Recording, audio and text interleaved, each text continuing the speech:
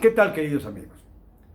Vengo de una comida con intelectuales y con gente pensante que me ha hecho reflexionar en algunos puntos. Por ejemplo, hablamos de petróleos mexicanos, de Pemex, y lo que se dijo ahí fue verdaderamente terrible. La deuda de Pemex es de 2 billones de dólares, que sumados a los 11 billones de dólares que conforman la deuda externa de nuestro país, suman 13 billones de dólares que debemos los mexicanos. Pero además, tengo el dato de que las 6 refinerías que actualmente existen solamente producen entre el 10 y el 15% de su capacidad.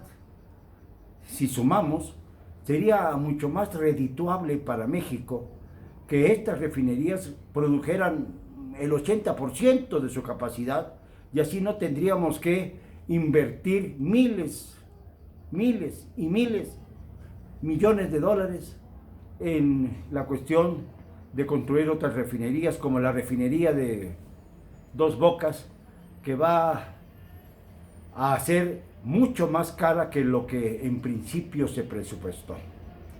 Yo diría, bueno, hay que poner más interés en el hecho de que las refinerías actuales produzcan lo necesario, el 80% cuando menos de su capacidad, para poder lograr tener una importante producción diaria de barriles de petróleo, ahora que necesitamos que entren ingresos. Pero no es así. También hablamos del agro y nos dimos cuenta de que estamos perdidos, que hace ya 20 y tantos años se habló de la autosuficiencia de México en granos, y ahora tenemos que importar 10 billones de granos básicos de los Estados Unidos a México. Si se cierra esa llave, sencillamente la mayor parte de la población mexicana dejaría de tener su alimento básico, que es el maíz, la tortilla, los frijoles. Quizá para la gente de alta alcurnia, pues dejarían de comer tortilla para comer tortilla a la española, pero no es el caso, porque la mayor parte de los mexicanos dependen del maíz, dependen de los granos, y si se atoran las importaciones, se atora la alimentación y se atora la paz pública, lo que queda de la paz pública. Hablamos también de la minería, que está en manos de los canadienses, que no pagan impuestos, que se llevan y nos saquean toda nuestra riqueza natural, sin que nadie ponga un hasta aquí a esta deformación económica que nos tiene además sin crecimiento cero. Hablamos de esto también, de que no puede haber desarrollo sin crecimiento, de que el presidente miente cuando dice que es posible el desarrollo social sin crecimiento. Esto es absurdo. Ningún economista, y había 2 o 3 en la mesa, se atrevería a afirmar semejante barbaridad. El caso es que México está paralizado en todas las áreas importantes.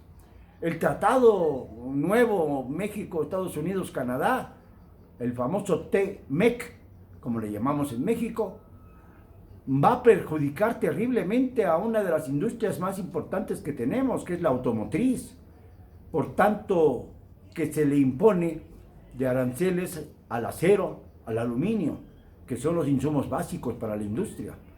No vamos a poder resolver el enjambre de dificultades que se generan prácticamente en todos los renglones del país, en todos los renglones productivos. Yo desde hace años noté, y lo dije en mis libros, que el tema principal de México debía ser mejorar la producción.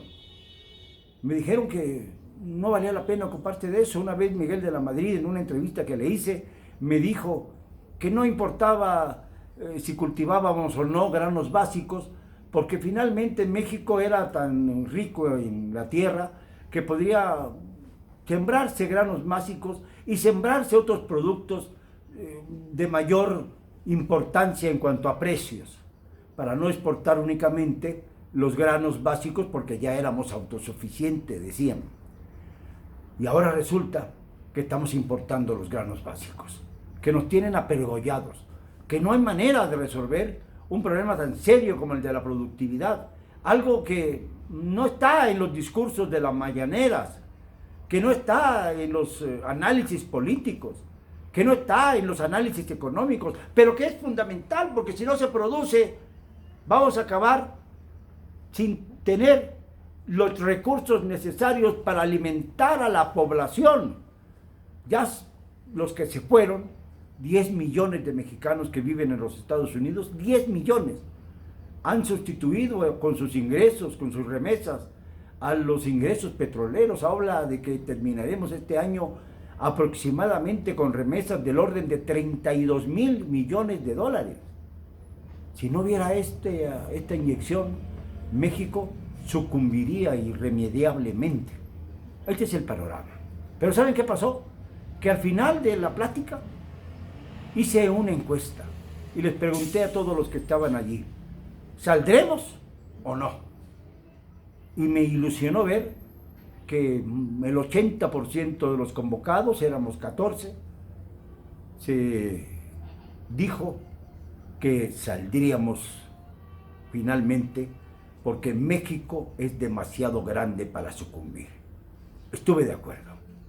Tenemos que salir del atolladero, pero tenemos que tener un presidente inteligente que sea capaz de ordenar las cuestiones de la producción para evitar la catástrofe. Lo siento, señor presidente, aquí estoy. Y no me van a callar.